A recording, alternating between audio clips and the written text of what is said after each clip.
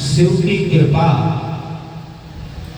अनुपमीय है और उनकी कृपा हम सबों पर है, तभी हम इस शिव कथा ज्ञान यज्ञ में आने के अभिलाषी बने। इसलिए उन्हीं शिव कृपा को हृदयांगम करते हुए कि हे प्रभु ऐसी कृपा निरंतर बनी रहे। आइए मिलकर भगवान के दिव्य श्री विग्रह का ध्यान करते हुए नित्य की तरह ही हम सब बहुत सुंदर स्तुति नमामि श्रीशान भगवान की स्तुति करते हुए नाम संकीर्तन और उसके बाद हम लोग कथा में प्रवेश करेंगे। आदरणीय महाराज जी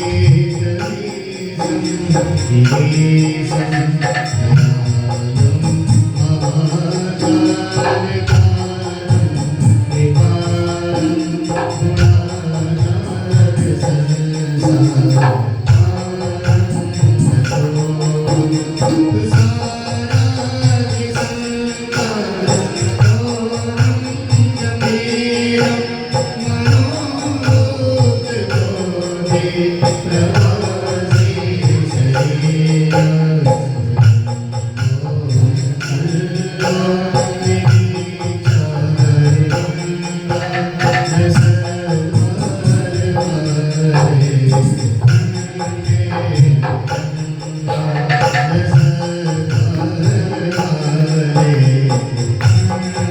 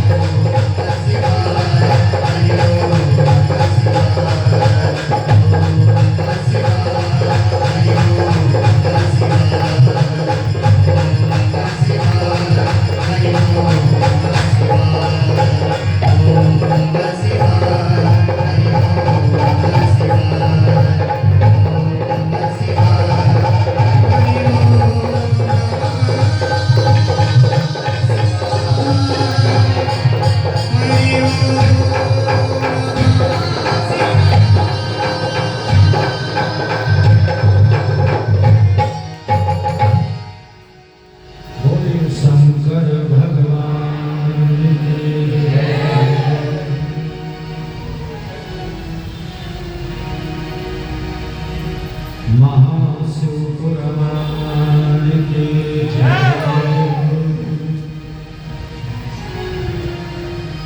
जैसा कि हम लोग कल नारद जी का प्रसंग सुन रहे थे, किसका समझना यह है कि नारद जी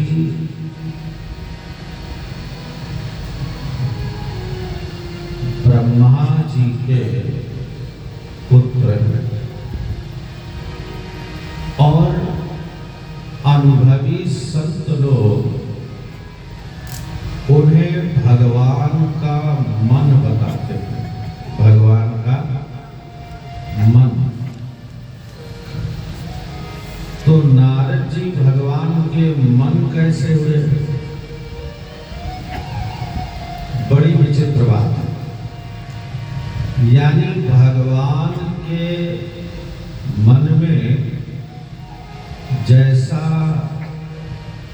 होता है नारद जी सिर्फ उतना ही करते हैं। नारद जी सिर्फ उतना ही करते हैं। इसलिए नारद जी भगवान के मन में। अब नारद जी से सर्वोपरि और कौन हो सकता है? लेकिन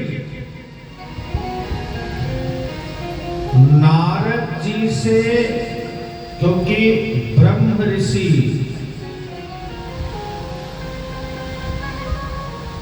देवा ऋषि गंगा ऋषि ये सबसे बड़ी उपाधि ऋषियों की है और नारद जी क्या हैं?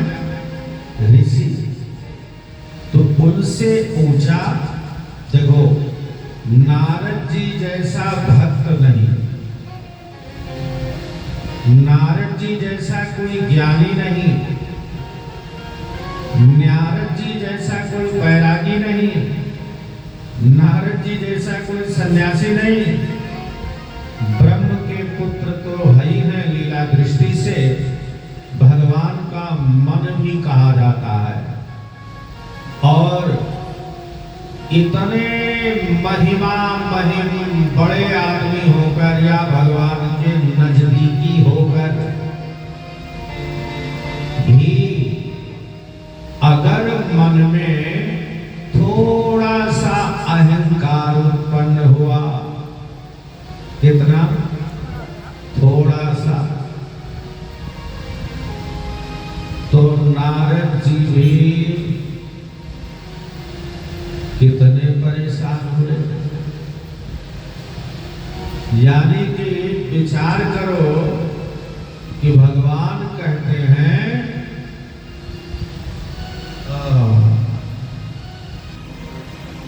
जिस समय सनकादिकों ने भगवान के द्वारपाल को राक्षस होने का श्राप दिया, तो भगवान को पता लगा तो दौड़ कर आए दरवाजे पर। तो भगवान ने वहां एक बात कही थी, हम लोग पढ़ लेते हैं या सुन लेते हैं पर विचार नहीं करते। भगवान ने कहा ऋषियों से बड़ा अच्छा किया जो इनको श्राप दिया। क्यों? क्योंकि ब्राह्मण का अवरोध करने वाला, मैं तो कहता हूं मेरी भुजा ही क्यों ना हो, ये तो मेरे द्वारपाल हैं, मेरी भुजा ही क्यों ना हो, लेकिन अगर गलत आचरण मेरे भुजा से होता तो मैं भुजा काट कर भी फेंक दूंगा, लेकिन मुझे गलत बात बर्दाश्त नहीं है। ये भगवान ने कहा था भागवत। तो भैया भगवान जैसा वैभवशाली ऐश्वर्यशाली होकर भी अगर कदाचित अहंकार में आए नारद जी तो भुगतना नारद जी को भी पड़ा। कितने नजदीकी हैं भगवान के तो नारद जी। तो क्या इसलिए हमें समझना चाहिए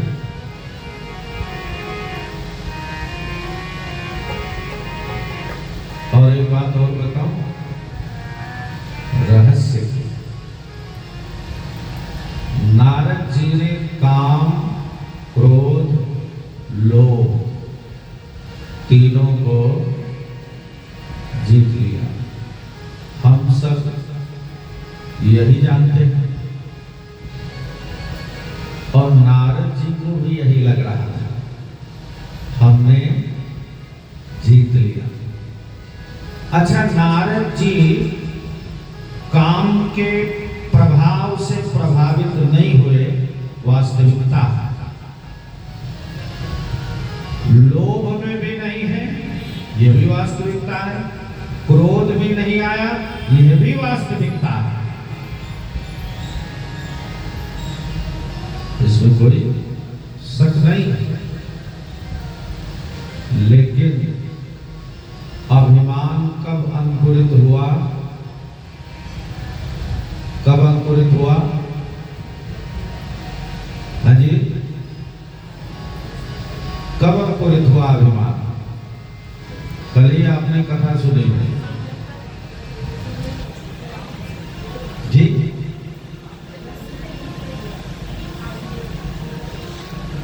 थोड़ा सा विवेक लगाया करो, समझिए। ये अपनी बड़ाई सुनकर, क्या सुनकर? अपनी जब बड़ाई सुनी कामदेव के द्वारा कि आप तो शंकर जी से भी आगे हैं। क्यों? तो बोले जीत तो मैं उन्हें भी नहीं पाया था, पर उन्हें क्रोध आया और मुझे भस्म कर दिया। तो आपको तो क्रोध भी नहीं आया, इसलिए मुझे लगता है कि आप शंकर जी से भी आगे निकल गए। तो कामदेव ने नारद जी की बड़ाई की कि नहीं? और जैसे ही बड़ाई की तो पहले तपस्या कर रहे थे, कामदेव तपस्या बंद करवाने आया था, सो नहीं करवा पाया। अब थोड़ी सी बड़ाई सुन ली कामदेव के वजह से तपस्या बंद, चल पड़े।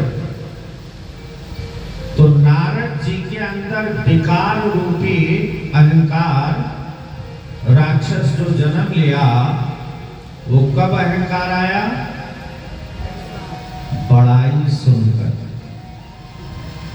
तो जगत में जो हमारी आपकी बड़ाई होती है, सोचो बड़ाई कितनी खराब है, बड़ाई कितनी खराब है कि नारद ऐसे को भी बिगाड़ दिया।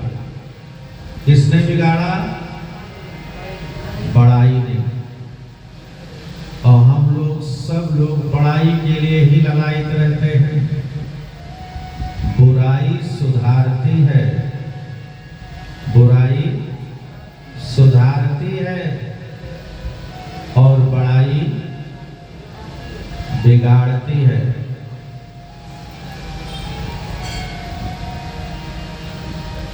बुराई सुधारती है और बड़ाई बिगाड़ती है।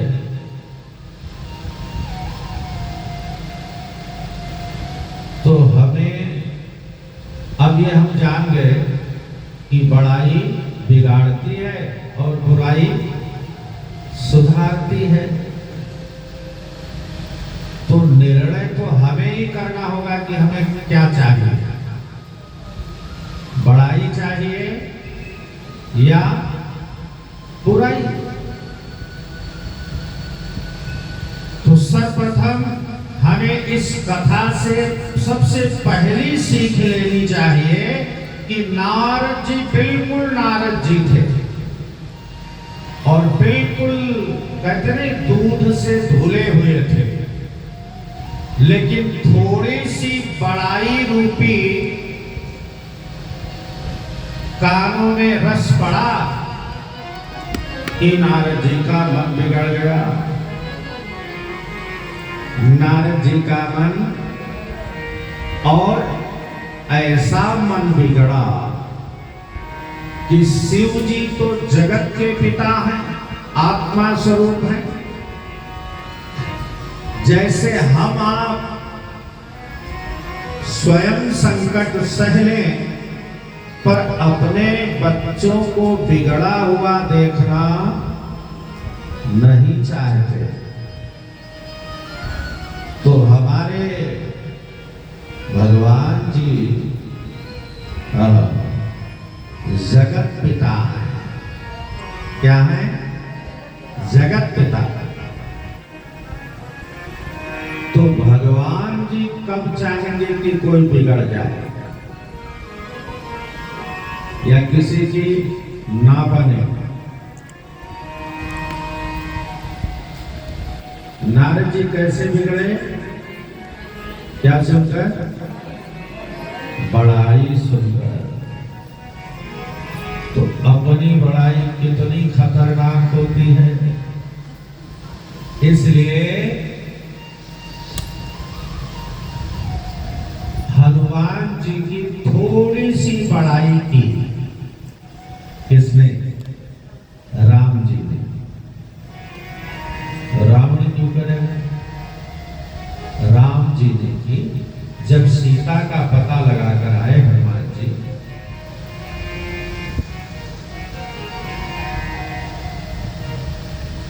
राम जी से मिले,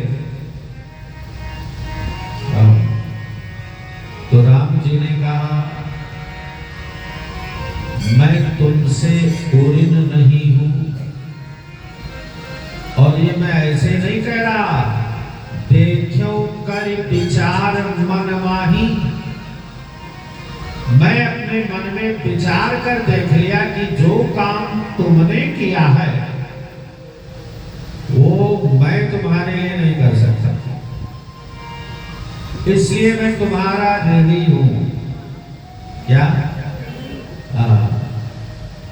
और थोड़ी सी बड़ाई की, तुम मम प्रिय भरत ही सम भाई, तुम्हारे जैसा और कोई नहीं।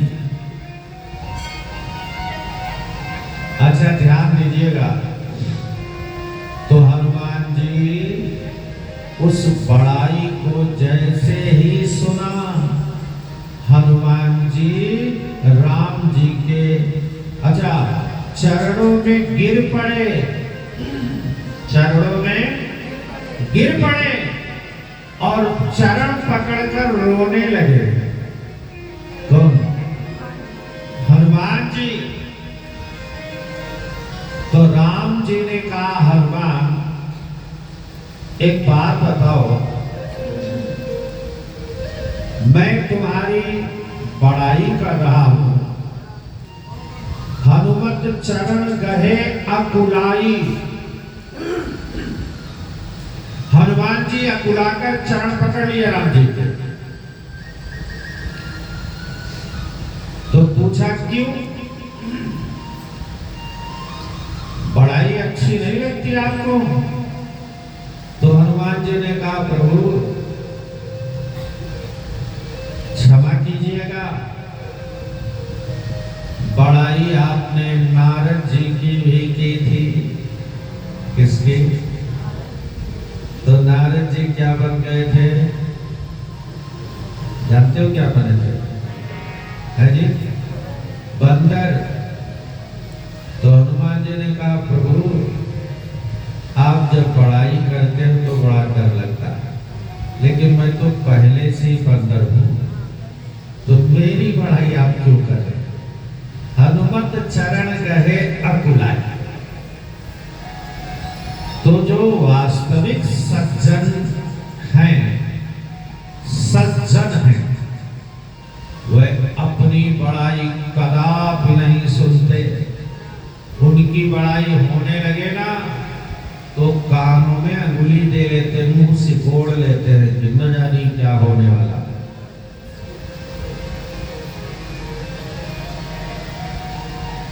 बड़ाई सुनने के उत्सुकता तो हम जैसे बुरे आदमियों में होता है, जिनमें कमी होती है, तो उनकी कहीं कदाचित बड़ाई हो जाए तो फूले नहीं समाते, मेरी भी बड़ाई हो। जबकि संत जन कहते हैं, निंदक नीरे राखिए आंगन कुटी छवाए, बिन साबुन उपकरण के मैल दूर हो जाए। बुराई सुनेंगे तो हम अपने आप में सुधार लाएंगे कि 10 लोग ऐसा कह रहे हैं तो क्या सचमुच मुझ में कमी है, तो हम सुधर कर चलेंगे। सुधर गए तो किसका भला होगा? अपना ही होगा। और बिगड़ गए तो नुकसान किसका होगा? अपना ही होगा। लोग हंसेंगे और हंसी के बाद और बनेंगे। इसलिए अगर हम सचमुच कथा सुनते हैं तो इन कथाओं से हमें कुछ सीख लेनी चाहिए कि भैया हमेशा बड़ाई के लिए लड़ाई मत रहो। बड़ाई सुनकर तुरंत ही आदमी बिगड़ जाता है। नारद जी बिगड़ गए तो हमें बिगड़ने में कितना टाइम लगेगा? है? अच्छा, ये सच बात है कि नहीं? नारद जी कब बिगड़े? जब कामदेव ने उनकी बड़ाई कर दी, उससे पहले नहीं बिगड़े थे। लेकिन भगवान से जिसका रिश्ता जुड़ा है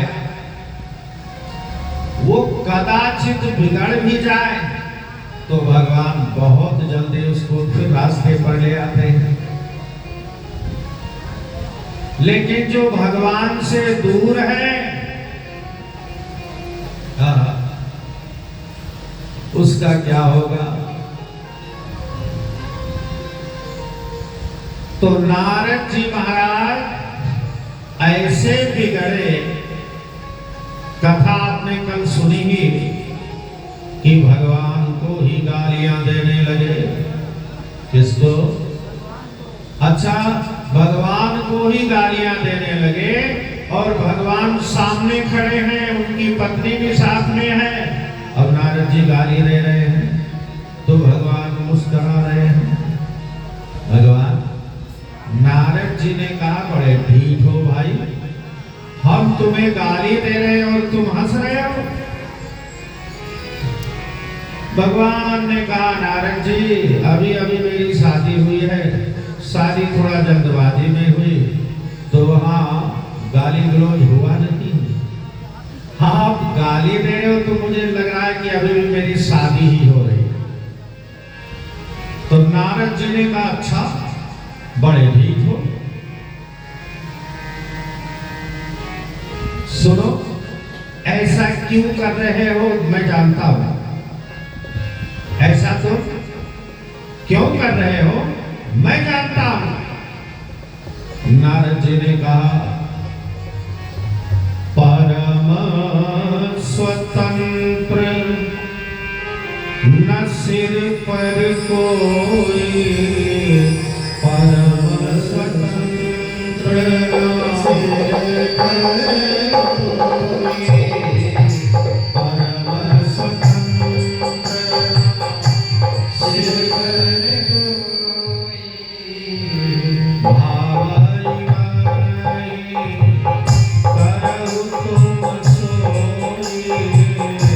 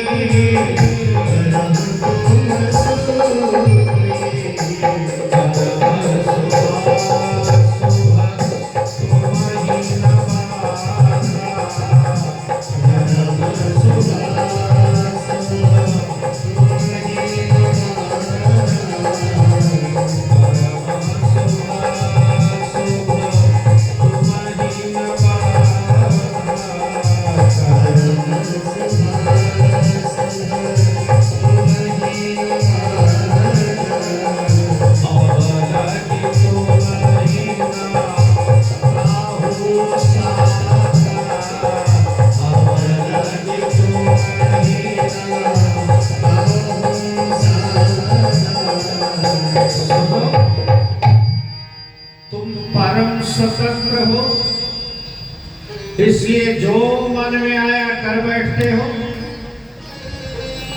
और शुभ अशुभ कर्म तुम्हें बाधा पहुंचा नहीं सकता, इसलिए जो मन में आया कर लिया, तुम्हें कोई डर नहीं। और अभी तक तुम्हें कोई मिला भी नहीं बराबरी का जोड़, अभी तक तुम्हें, हाँ, लेकिन सुनो, बड़े अच्छे घर में न्योता दिया है तुमने इस बार, बड़े, इसलिए पावहु के फल आपन कीन्हा, आज तुम बच नहीं सकते, आज आपका किया हुआ फल आपको अवश्य मिलेगा। कौन कह रहा है?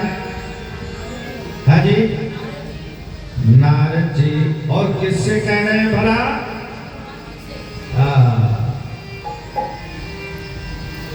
भगवान मुस्कुरा रहे, पावहु के फल आपन कीन्हा। नारद जी ने कहा, जाओ, जो तन धारण करके आपने मुझे छला है,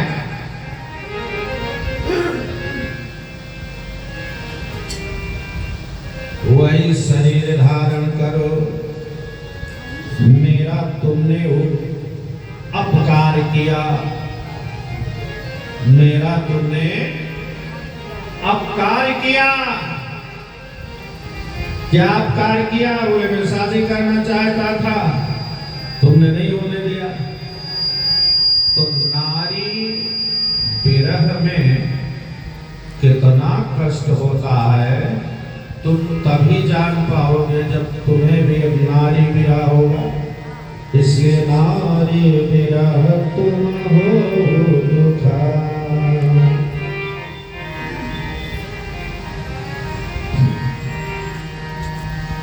बंदर लोग ही तुम्हारी सहायता करेंगे, मनुष्य कोई सहायता करने वाला भी नहीं मिलेगा। तुम सर्वश्रेष्ठ, सबसे ऊपर, मन में आवे सो करते हो, मन में आवे सो करते हो, मन में आवे सो करते हो। नहीं संत भक्त का ध्यान रखो, उनका ध्यान रखो, उनका भी अनहित करते हो, उनका भी अनहित करते हो, उनका भी अनहित करते हो।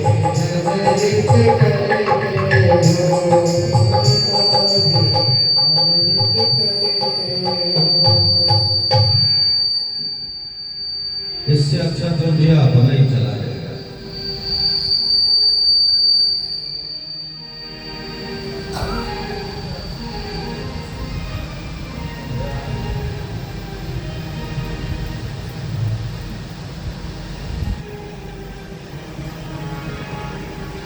कथा उथा होती है, जो कथा में मन लगे,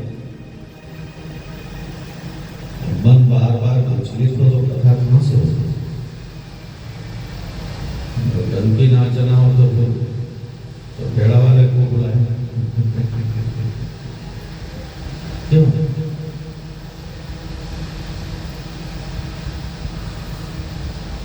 नहीं संत भक्त का ध्यान रखो, उनका भी अनहित करते हो। नारी के विरह में स्वामी, जिस तरह मुझे तरसाया है, ऐसे ही घूमोगे बन बन। तुमको यह श्राप हमारा, श्राप दे दिया। क्या दिया? तो जब नारद जी ने श्राप दे दिया तो भगवान ने कहा, नारद सुनो, श्राप शीस धरि। भगवान ने नारद जी के श्राप को सिरोधार्य किया। क्या? सिरोधार्य। और जब सिरोधार्य कर लिया तो बोले नारद जी अब मत कहना कि तुम्हारे सिर पर कोई नहीं है, स्वतंत्र हो। अब मेरे सिर पर आपका ये आशीर्वाद। सिरोधार्य। क्यों? भगवान जानते थे कि नारद क्या सोच कर आए। दईहो श्राप या मरिहो जाई। आज जाकर या तो भगवान को श्राप होगा, और श्राप इसलिए कहा मरिहो जाई। अगर श्राप नहीं स्वीकार किया तो वही आत्महत्या कर दिया। तो भगवान ने नारद के दिए हुए श्राप को स्वीकार ही नहीं, सिरोधार्य। क्या किया? सिरोधार्य किया। ये ब्राह्मण का श्राप भी आशीर्वाद होगा। क्या? श्राप भी आशीर्वाद होगा। अहिल्या को श्री भगवान ने रज स्पर्श कराकर जब कल्याण किया तो अहिल्या ने अपने ही मुख से कहा, मुनि श्राप जो दीन्हा अति भल कीन्हा। मुनि श्राप जो दीन्हा परम अनुग्रह मैं मारा।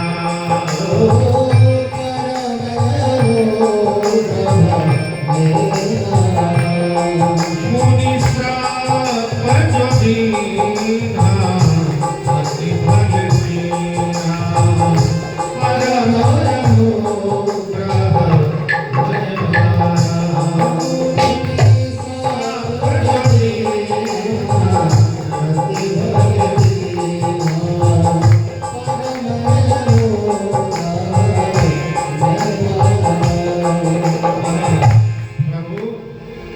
मुनि। अच्छा, अहिल्या को श्राप किसने दिया था? किसने दिया था? जानते हो? है जी? गौतम ऋषि ने। तो गौतम ऋषि ने अगर श्राप दिया था तो गौतम ब्राह्मण ही तो थे। मुनि श्राप जो दीना अति भल। जिसको श्राप मिला वो कह रही है कि मुनि ने मुझे श्राप दिया तो मेरा भला ही नहीं अति भला किया। क्या किया? अति भला किया। कैसे? देखो, हम चाहे या न चाहे, और मेरे ख्याल अपने जीवन में कोई दुख का वातावरण कभी नहीं चाहिए। कोई दुख का वातावरण कभी नहीं चाहिए। लेकिन शायद कोई ऐसा बचा होगा जिसके जीवन में दुख का वातावरण कभी ना आया हो। तो हम चाहते नहीं फिर भी दुख आ जाता है। क्यों आता है? जानते हो? हम नहीं चाहते फिर भी दुख आ जाता है। क्यों?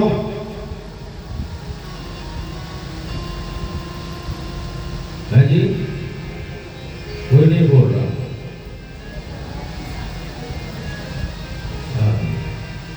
तो ऐसे ही हम नहीं चाहेंगे तो सुख भी आएगा। ये विज्ञान है, समझो। हम नहीं चाहते फिर भी दुख आ जाता। क्यों?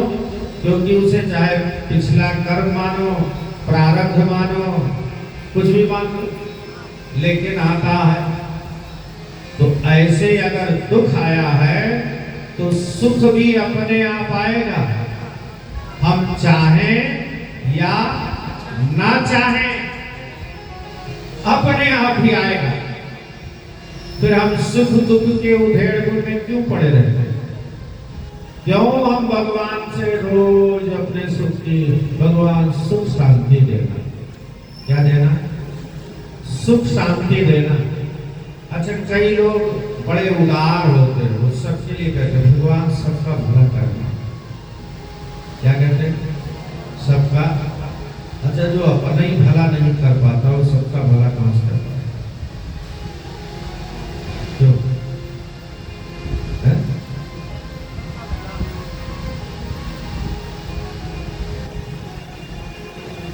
ऐसे सुख और दुख हमारे कर्म अनुसार ना चाहने पर आते रहते हैं।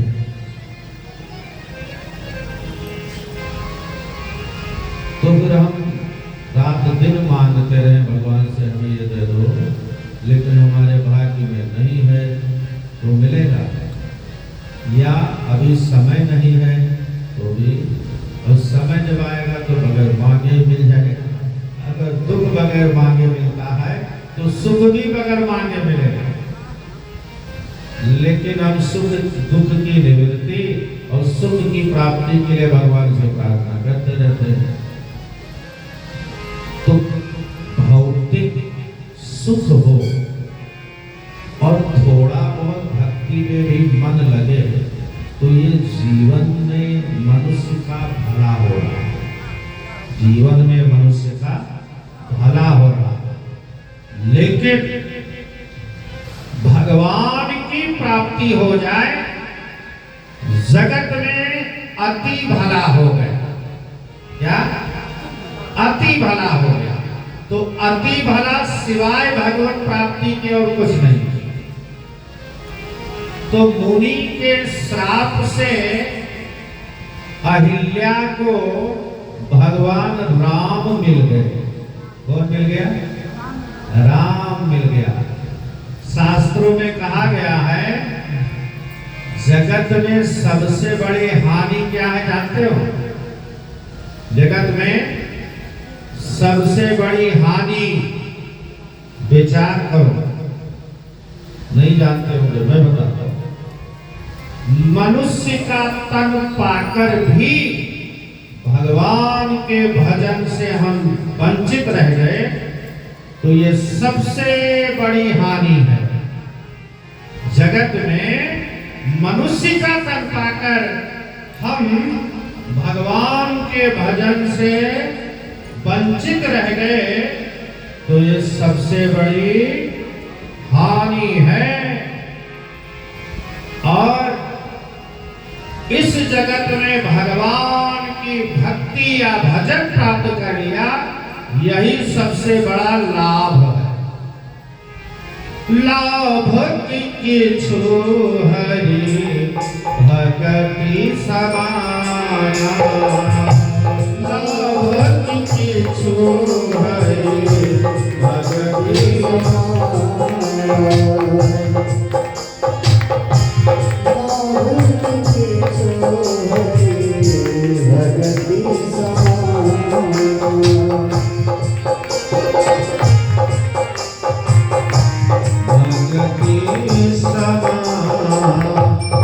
भगवान की भक्ति जैसा भी कोई लाभ है संसार में और तो मनुष्य का तन पाकर भगवान के भक्ति से दूर रहे, इससे बड़ी जीवन में कोई हानि नहीं। और भगवान की भक्ति प्राप्त हो गई, इससे बड़ा जगत में और कोई लाभ नहीं।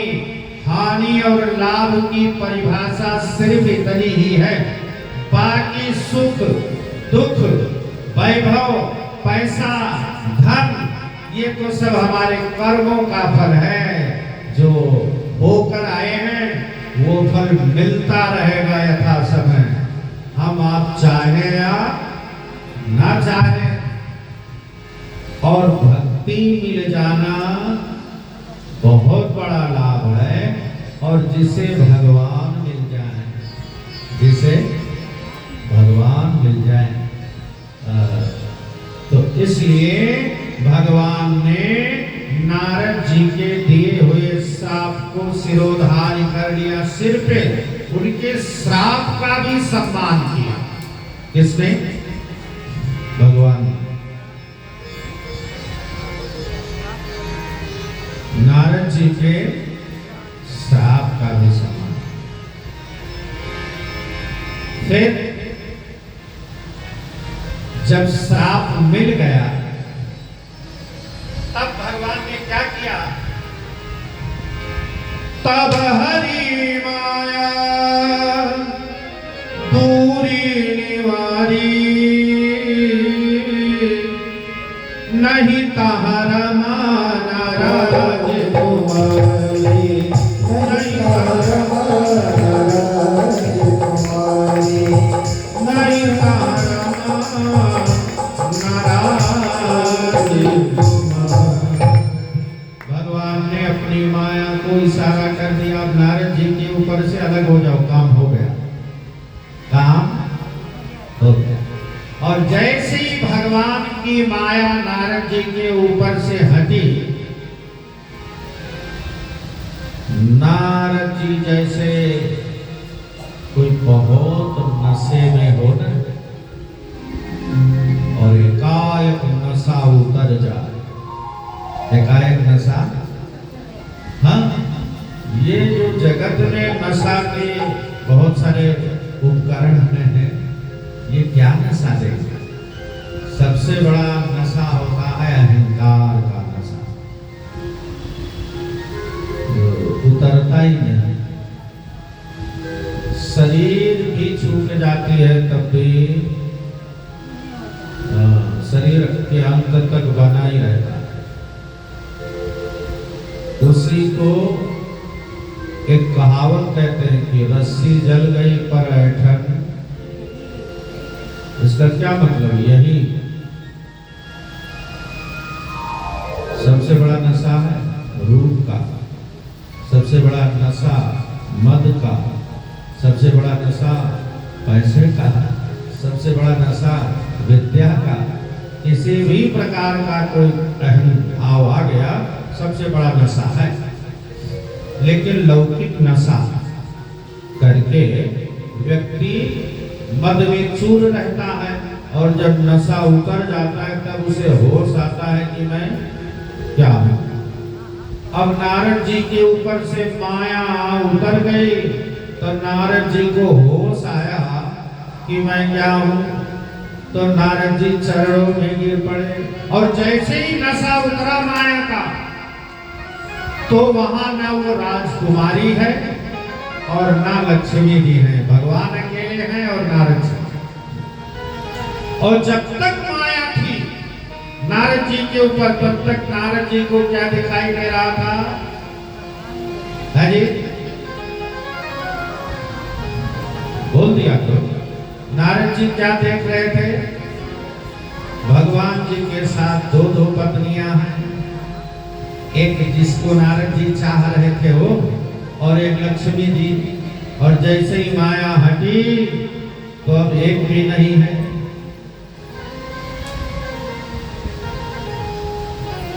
अब नारद जी को होश आया, जैसे बेहोश थे अभी तक, और होश जब आया तो चरणों में गिर पड़े। और नारद जी ने कहा, वृथा होई मम साप कृपाला। हे कृपालु, मेरा श्राप मिथ्या हो जाए। अनुचित बहुत कहूं अज्ञाता, मैंने आपको अज्ञान में बहुत अनुचित कह डाला। मैं कहता हूं मेरा श्राप मिथ्या हो जाए। तो जैसे नारद जी ने कहा मेरा श्राप मिथ्या हो जाए, धन्य है भगवान, ऐसा कृपालु और कौन होगा? विचार कीजिएगा, श्राप स्वीकार कर लिया, गाली सह ली। अब नारद जी कह रहे वृथा होय मम श्राप कृपाला, तो मम इच्छा कह दीन दया। नारद, तुम्हारा कोई दोष नहीं, मेरी इच्छा थी इसलिए ऐसा हुआ। भगवान ने अपराध को भी अपने ऊपर ले लिया। नारद जी को बिल्कुल किंचित मम इच्छा का दीन दयाला, ये मेरी इच्छा थी नारद, तुम्हारा कोई दोष नहीं। नारद जी ने कहा प्रभु आप तो कह रहे हैं अपनी उदारता बस, लेकिन मेरे मन को शांति नहीं मिल रही। तो विष्णु भगवान ने कहा नारद सुनो, अब एक विज्ञान और समझिएगा। विष्णु भगवान ने कहा नारद तुम्हें शांति क्यों नहीं मिल रही है वो मैं जानता हूं। क्यों प्रभु? अच्छा सबसे बड़ी बात, नारद जी ने अपराध किसका किया था? है जी, आप लोग सोच कर बताओ, नारद जी को साथ इतना खेल क्यों हुआ? कुछ तो अपराध किया होगा। किसका अपराध किया था? जोर से बोलो।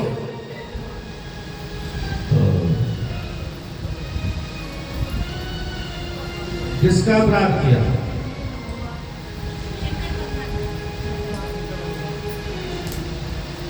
जानते हो? कथा सुनते हो, रामायण पढ़ते हो, भागवत पढ़ते हो, कुछ तो सीखा करो। जानते हो नारद जी को भगवान ने कहा वो उनके अपराध को भी समझे, मेरी इच्छा थी, तुम्हारा कोई दोष नहीं। अब दोष से निवृत्त हो गए कौन? नारद जी, लेकिन शांति नहीं। बोले महाराज आप तो कह रहे हो, लेकिन पता नहीं क्यों मन को शांति नहीं हो रही, कुछ उपाय बताओ शांति का। नारद जी उपाय पूछ रहे हैं कि कुछ उपाय बताओ जो मेरे मन को शांति दे। तो भगवान ने बताया नारद सुनो, तुमने महाभागवत अपराध किया। क्या? महाभागवत अपराध। कैसे प्रभु? बोले तपस्या से उठकर सबसे पहले कहां गए थे? हाजी, ये तो जानते होंगे, शिव जी के पास। और शिव जी को कथा सुनाई थी नारद जी ने। कौन सी कथा? काम कथा। तो शिव जी ने क्या कहा था नारद जी को? भाई मत बताना। तो नारद जी कहना माना। तो अगर ईश्वर का, गुरु का, अपने बड़ों का जो कहना नहीं मानता उसका यही हाल होता है जो नारद जी का हुआ। इसलिए कहते हैं कि बड़ों का कहना। अब शिव जी से बड़ा माता पिता कोई है? शिव जी से बड़ा गुरु कोई है? शिव जी से बड़ा भगवान कोई है? शिव जी से बड़ा ईश्वर कोई है? और शिव जी ने नारद जी को मना किया कि जिम यह कथा सुनायो मोही, ये जो मुझे आपने कथा सुनाई है अत्यंत और कहीं मत कहना। लेकिन नारद जी माने।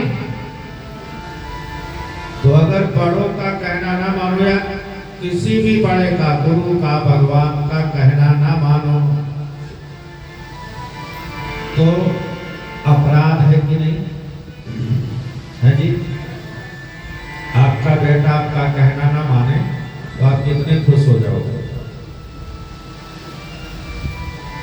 सोचोगे ना कि मेरा ही बेटा मेरा कहना नहीं माने, तो अपराध है कि नहीं?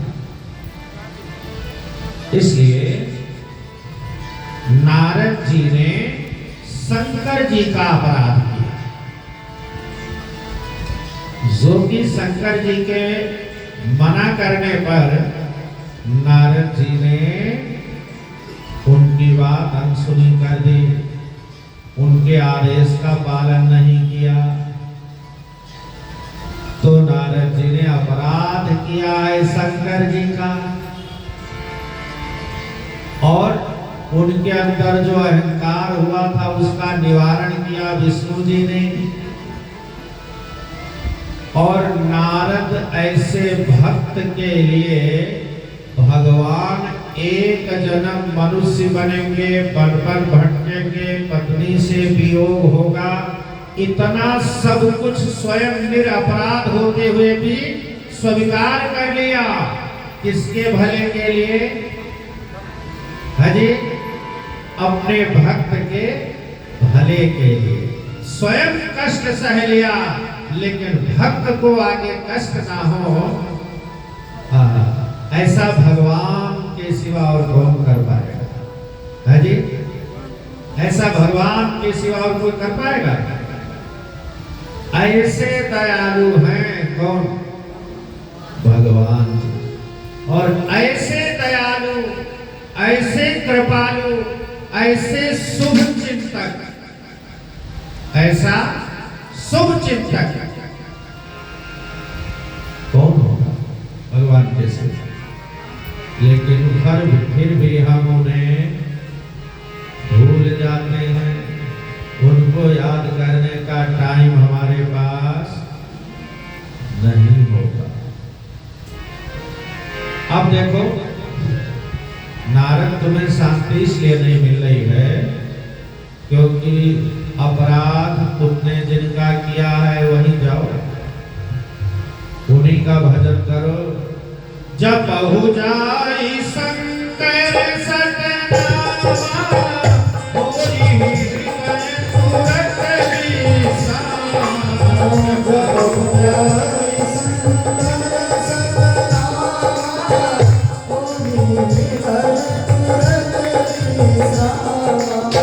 जब बहु जाई शंकर सतनामा, होई हृदय तुरत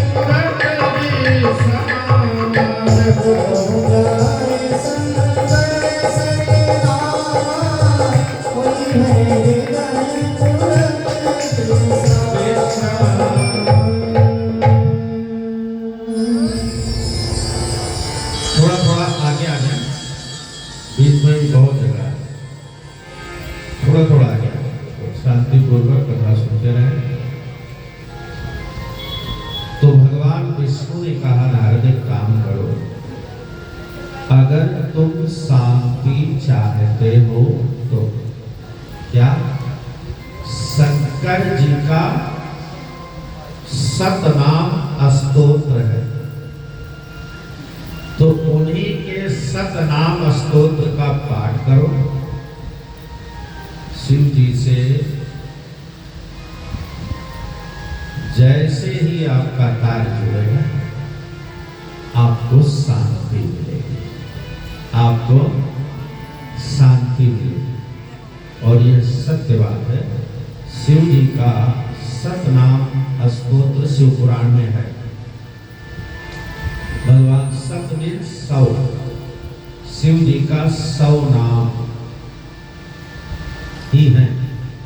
तो उसका पाठ करने से चाहे जितने आप परेशान हो तुरंत लाभ मिलता है।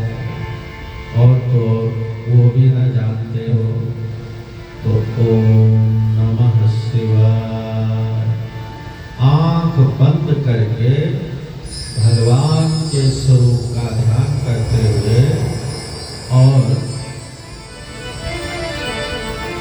यही मंत्र मन के साथ सब कुछ भूलकर स्मरण करने लग जाओ।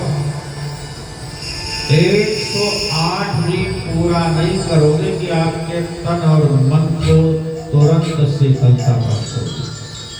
तुरंत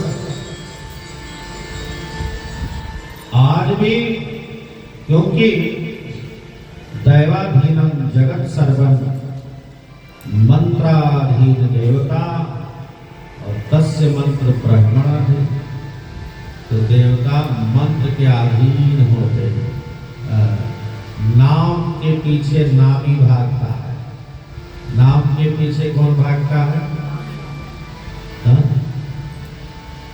नाम के पीछे नामी भागता है। इसका क्या मतलब समझा?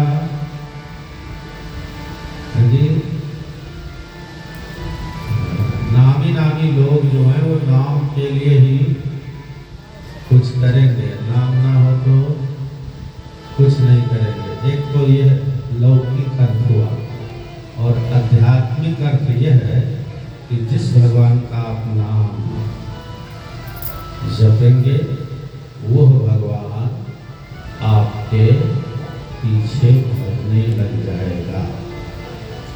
वो भगवान, देखिए, रूप नाम आधीना, भगवान का स्वरूप जो है और भगवान नाम के अधीन है। इसलिए जो नाम जपने लग जाता है ईमानदारी से, तो भगवान उसके निकट हो जाते हैं, भगवान उसके निकट हो जाते हैं।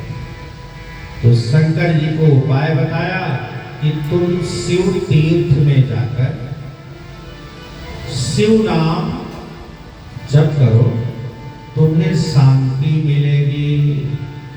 क्या मिलेगा? शांति। नारद जी महाराज ओम नमः शिवाय ओम नमः शिवाय ओम नमः शिवाय ओम नमः शिवाय ओम नमः शिवाय ओम नमः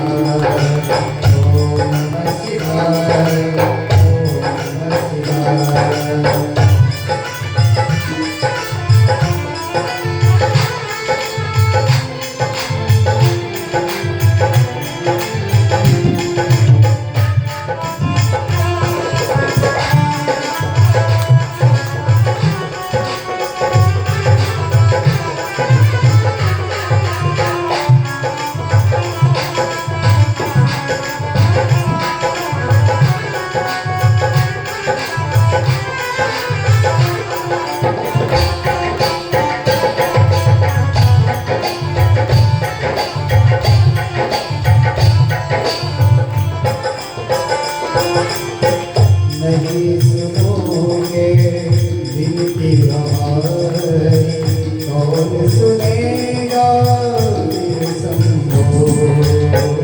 नहीं सुनोगे दिल की हमारी, कौन सुनेगा दिल समझो। दया नहीं दया करोगे, दया करोगे, कौन करेगा सिर समझो, कौन करेगा सिर समझो। मंगला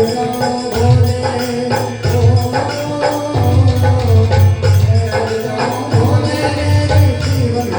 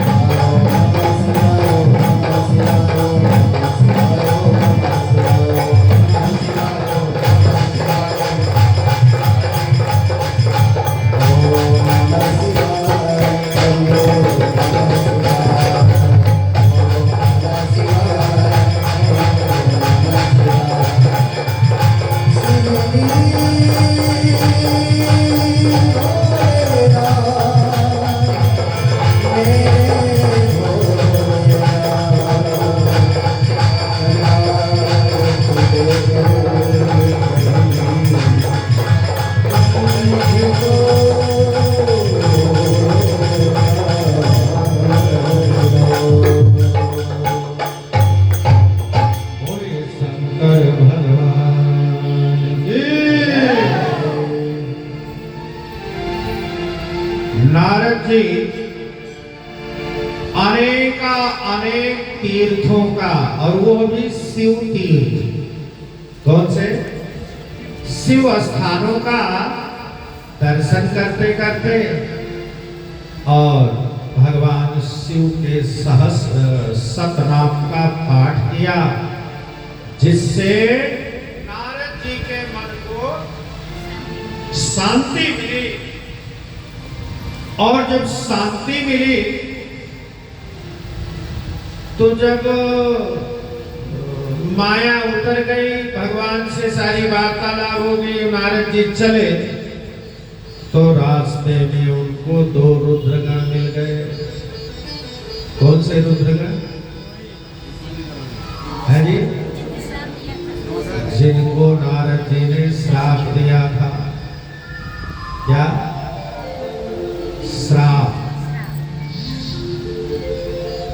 अच्छा, उस समय रुद्रगणों ने कुछ नहीं कहा था, चुपचाप। लेकिन अब देखा कि नारद जी का नशा उतर गया है। क्या? जैसे कोई नशे में व्यक्ति हो तो कुछ भी कह दे, तो अगर तुम उससे कुछ उलझने लग जाओ तो दूसरे लोग कहते रहे यार नशे में कोई बात नहीं, छोड़ो, है ना? तो रुद्रगणों ने भी कहा बेचारा नशे में है, कोई बात नहीं, चलो इससे अब नशा उतर गया है। तो दोनों रुद्रगण नारद जी के पास आए और कहने लगे ऋषिवर, उस समय तो मैं कुछ नहीं बोला था, क्योंकि आप, नारद जी ने कहा बिल्कुल ठीक कह रहे हो, मैं भगवान शिव की माया से मोहित था, लेकिन अब ऐसा कुछ नहीं है। पर जो मैंने श्राप दे दिया वो तो बदल सकता नहीं, तो मेरा उद्धार कैसे होगा? नारद जी ने कहा मैं बताता, सुनो, तुम लोग उत्तम कुल में जन्म लोगे। ब्रह्मा जी के पुत्र पुलस्त ऋषि, पुलस्त के वैश्रवण, और वैश्रवण के तुम रावण और कुंभकर्ण बनोगे। क्या बनोगे? रावण और कुंभकर्ण। बोले साक्षात पार ब्रह्म परमेश्वर ही मनुष्य रूप में आएंगे और वह तुम्हें मार कर तार देंगे, तुम फिर शिव के सानिध्य में अपने स्वरूप को प्राप्त करके आओगे। तो वही तो रुद्रगण वैश्रवण के वीर से उत्पन्न हुए और समय आने पर रावण और कुंभकर्ण बने। कौन? रावण और कुंभकर्ण बने। उपजे जदपि पुलस्त्य कुल। अब देखिए,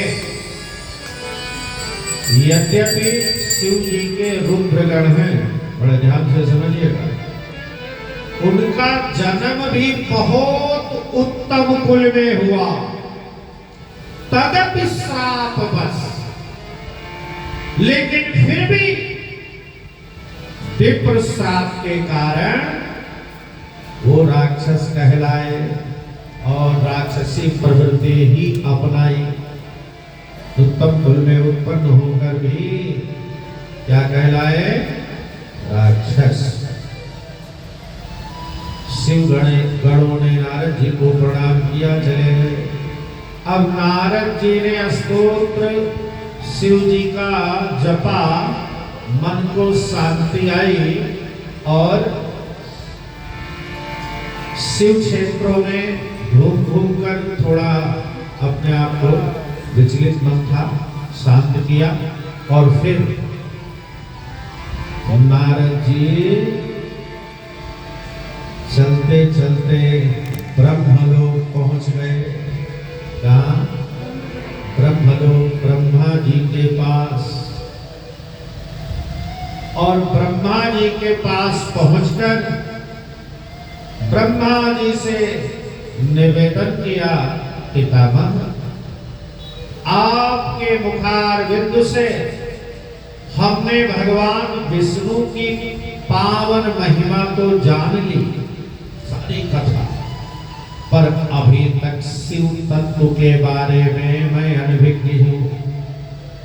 तो आपसे करबद्ध प्रार्थना है कि मुझे शिव महिमा सुनाने की कृपा करें। ब्रह्मा जी ने कहा, वत्स, तुम सदा परोपकार की भावना लेकर घूमते रहते हो और आज आपका यह प्रश्न बहुत ही उत्तम प्रश्न है। क्या? उत्तम प्रश्न। क्योंकि हमारे आपके कहने और सुनने से जन जन का कल्याण होगा। इसलिए नारद, हम तुम्हें वह तत्व बतलाते हैं जिस तत्व के बारे में अभी तक तुम अनभिज्ञ थे। नारद जी ने कहा, पिताजी आपने सुना है कि जब एक कारण होता है तो वही तत्व शिव ही एकाकी रहते हैं। सृष्टि का समय होता है तो बहुत हो जाते हैं, सृष्टि संपन्न करते हैं तो फिर अकेले हो जाते हैं। और वो निर्गुण निराकार भी हैं, साकार भी हैं। ये सारा रहस्य मुझे आप समझाने। अब यहां से परमात्मा शिव की पावन कथा शुरू होती है। बोलिए शंकर भगवान की। तो जैसा कि सूक्ष्म रूप से आप सबने परसों सुना कि जब जगत में कुछ नहीं रह जाता, यहां तक कि पृथ्वी, अग्नि, वायु, शब्द, तन्मात्रा कुछ नहीं रह जाता, सिर्फ और सिर्फ एक आकाश रहता है और कुछ सिवाय अंधेरे का। उस समय निराकार भाव में एको ब्रह्म। तो योगी जन जिसे एको ब्रह्म कहते हैं, लोग जिसे ईश्वर कहते हैं, जिसे परमात्मा कहते हैं, वह तत्व जिसे वेद सद ब्रह्म कहते हैं, या सद ब्रह्म, वो सत्य वस्तु ही परमात्मा शिव है। जिनकी महिमा कहना किसी की बस की बात नहीं। जिनके ऊपर उनकी कृपा होती है वही उनकी महिमा कुछ जान सकता है। और एक बात बताऊं, अभी तक सिर्फ 12 महाभागवत भक्त ऐसे हैं, आदि सृष्टि से लेकर और अभी तक सिर्फ 12 महाभागवत ऐसे हैं जो भगवान की महिमा कुछ कुछ जानते हैं। संपूर्ण तो जानेगा, कुछ क्या कुछ महिमा जानते।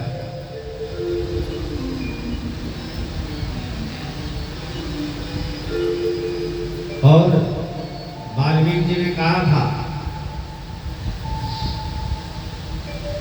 तुम्हारे ही कृपा,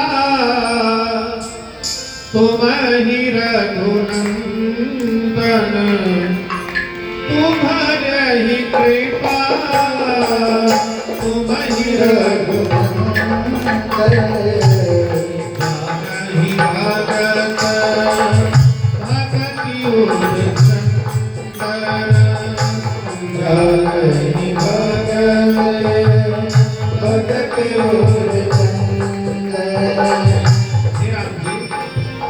आपकी ही कृपा से आपके भक्त आपकी कुछ महिमा जानते हैं। तो जानो महिमा कछुक तुम्हारे। पूरी महिमा, पूरा प्रताप, पूरा स्वरूप समझना तो किसी के बस की बात ही नहीं। तो ब्रह्मा जी ने कहा स्वरूप, उन्हीं को परमात्मा शिव कहते हैं। क्या? शिव। अब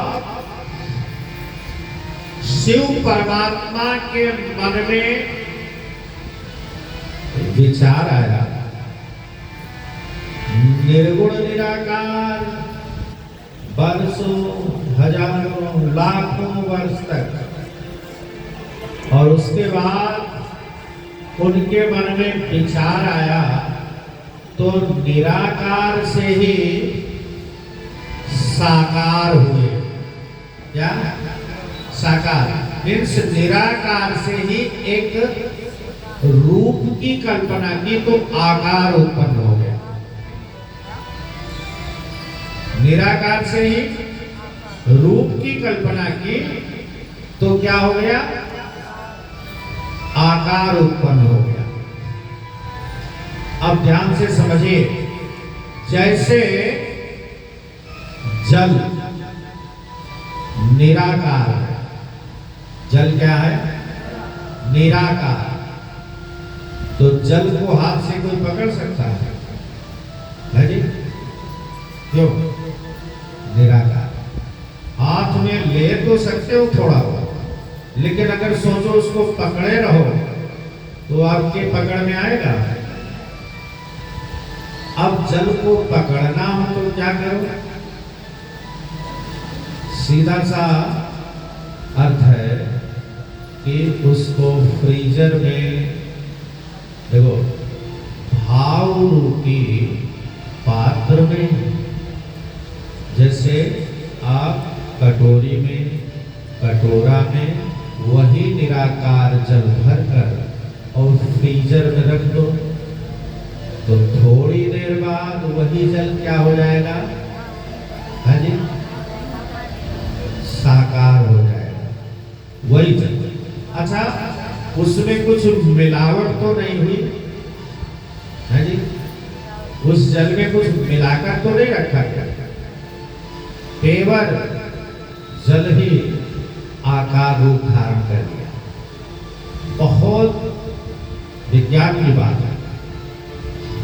तो संत जन कहते हैं कि जो निराकार परमात्मा है उसको आकार में लाने के लिए तो भक्ति रूपी पात्र में, भाव रूपी फ्रीजर में भक्ति रूपी पात्र में भरकर भाव रूपी फ्रीजर में रख दो तो थोड़ी ही देर में वो आकार रूप धारण कर लेगा। क्या? आकार रूप। लेकिन ध्यान रहे, जैसे ही उसे भाव रूपी फ्रीजर से हटाओगे कुछ देर बाद फिर वो क्या हो जाएगा? हाँ जी, निराकार। फिर वो असली रूप में चला गया।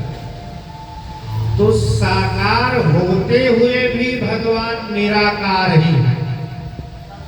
साकार होते हुए भी भगवान आपका भाव रूपी फ्रीजर जैसे हटा वो फिर अपने आकार में चले गए। तो ऐसे ही परमात्मा शिव सदा निराकार है। क्या है?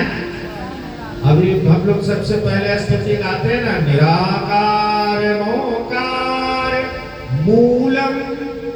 मूल वही है, वही निराकार आकार धारण कर लेते हैं। क्या? निराकार मोकार मूलम तुरीयम गिराज्ञाम। अब ये जानेगा कौन कि वही निराकार आकार धारण किया है और यही आकार सगुण साकार हो जाता है। क्या? सगुण साकार हो जाता है। साकार होना हमारे सामने प्रकट हो जाए और आकार धारण कर लेना साकार नहीं है, सिर्फ आकार है। इसलिए भगवान का कोई आकार नहीं है। भगवान का कोई आकार नहीं। क्यों? क्योंकि कटोरी में पानी भरकर फ्रीजर में रखोगे तो कटोरी जैसा बन जाएगा और कटोरे में रखो तो कटोरा जैसा, गिलास में रखो तो गिलास जैसा। इसलिए सज्जनों, भगवान का कोई आकार नहीं। प्रेमियों ने जो बनाया बन गए, प्रेमियों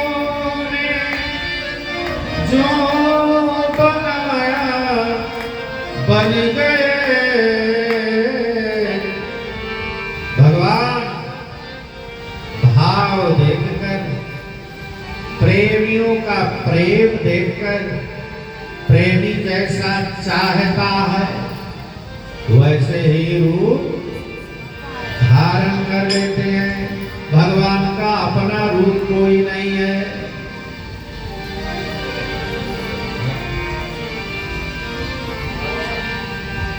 प्रेमियों ने जो बनाया बन गए। भगवान को जो चाहो वो बना लो। तो परमात्मा शिव के मन में जो निराकार थे, अकेले थे, तो वेद कहता है एको ब्रह्म द्वितीय नास्ति। अकेला ब्रह्म ही है, दूसरा कुछ भी नहीं, दूसरा कुछ भी नहीं। तो उसने आकार का चिंतन किया तो आकार में आ गए, और जो आकार बना वही परमात्मा शिव और शंकर हैं। जिनके 5 मुख, प्रत्येक मुखों में 3-3 नेत्र और 10 भुजा। इतनी बाघम पर पहने हुए, कर्पूर गौरव, शुभ्र वर्ण। तो फिर उन्होंने सोचा कि एकाकी ना रमते, अकेला रमण नहीं हो सकता। रमण मीन्स खेल, अकेले कोई खेल खेल सकता है। तो फिर अपने स्वरूपा शक्ति को आकार दिया, और जो स्वरूपा शक्ति आकार धारण किया तो वह अष्टभुजा जगत जननी मां भगवती, उन्हीं का नाम पार्वती हुआ। क्या? पार्वती। जयंती मंगला काली भद्रकाली कपालिनी दुर्गा क्षमा शिवा धात्री स्वाहा सदा। उसी को कुछ भी कह दो, लेकिन वही तो परमात्मा शिव और शिवा 2 रूप हो गए। क्या? 2 रूप। तो अब 2 रूप हो गए, लेकिन रहे कहां? तो उन्होंने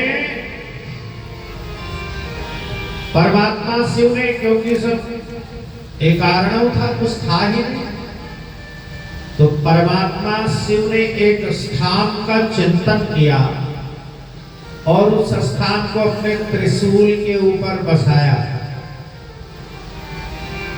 तो वो स्थान शिव और शिवा के लिए आनंददायक हुआ, आनंद से वही रहने लगे। तो उसका, उस स्थान का नाम रखा, ये पृथ्वी से पहले की बात है, अभी कुछ है नहीं, तो उस स्थान का नाम रखा आनंद वन। क्या नाम रखा? आनंद वन। आनंद वन। आनंद वन में रहते रहते बाद में वही मुक्ति का साधन बना, इसलिए उसका नाम पड़ गया अभिमुक्त क्षेत्र। क्या? अभिमुक्त क्षेत्र।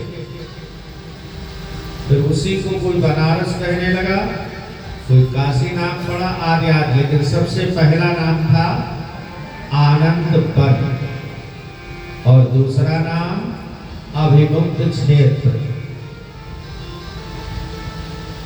तो शिव और शिवा उसी स्थान में रहने लगे।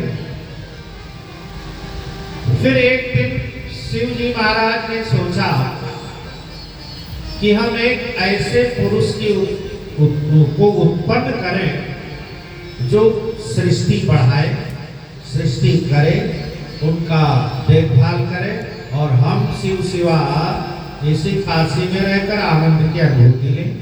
दृष्टा बनकर देखते हैं। तो यह सोचकर उन्हीं परमात्मा शिव ने